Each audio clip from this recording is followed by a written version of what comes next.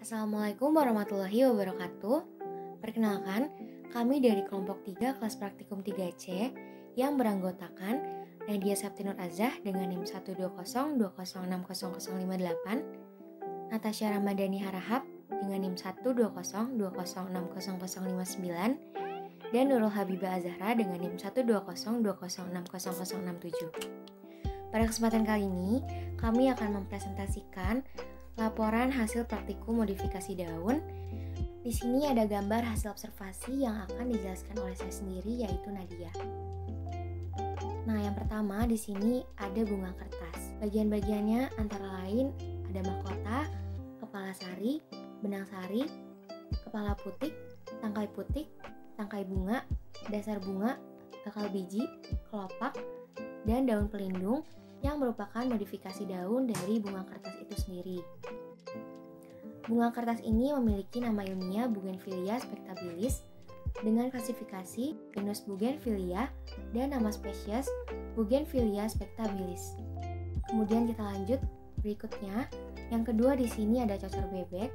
Bagian-bagiannya antara lain ada ujung daun, ada tangkai, ada anak tulang daun, kemudian ada tepi daun atau margin, ada ibu tulang daun atau costa, ada helai daun atau lamina, dan yang terakhir ada kuncup.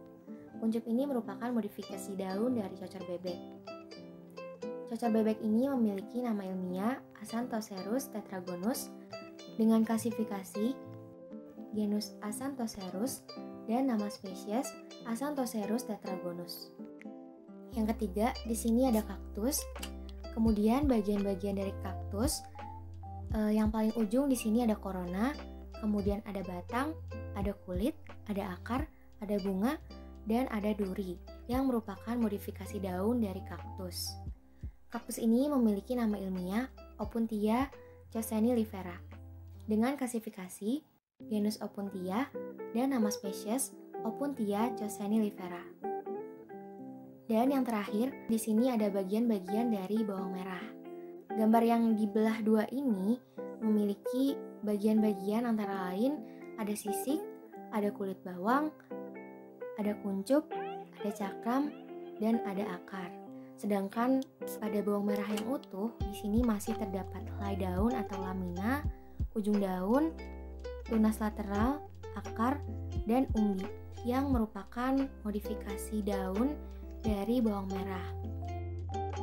Kita lanjut ke pembahasan berikutnya, yaitu tabel hasil observasi yang akan dijelaskan oleh rekan saya, yaitu Nurul.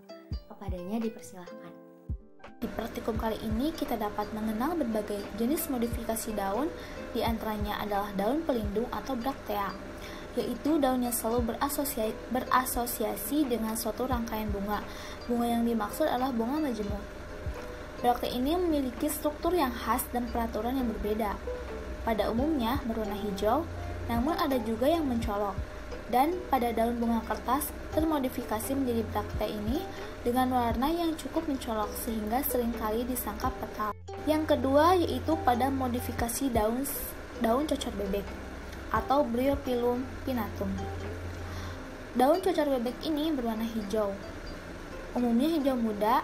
Dan daun ini memiliki bentuk yang bulat, lonjong, atau bentuknya seperti bulat telur dan memiliki ujung tepi yang beringgit.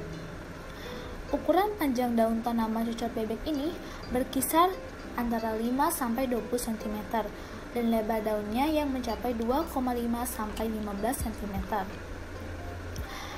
Pada tepi daun tanaman cocor bebek memiliki modifikasi ialah kuncup. Bila tumbuh akan menghasilkan tumbuhan baru.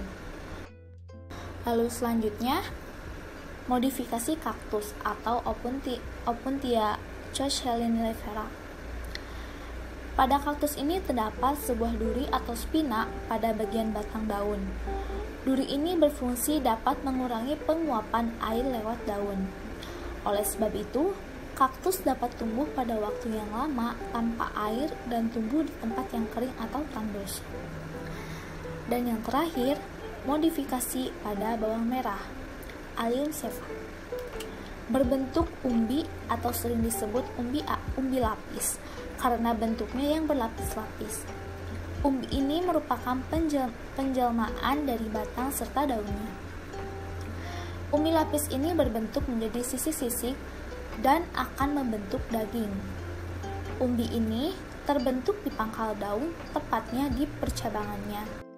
Kita lanjut berikutnya ke pertanyaan, jawaban beserta kesimpulan yang akan dijelaskan oleh rekan saya yaitu Natasha. Warna apa saja pada braktea yang Anda amati dan apakah fungsi braktea tersebut? Yang kedua, dari manakah keluar sulur tumbuhan kacang panjang dan apakah fungsi sulur tersebut? Yang ketiga, apakah fungsi dari tumbuhan sekulen? Yang keempat, apakah fungsi dari duri pada kaktus? Yang kelima, ada berapa lapis pada umbi bawang yang Anda amati dan apakah fungsi lapisan-lapisan tersebut?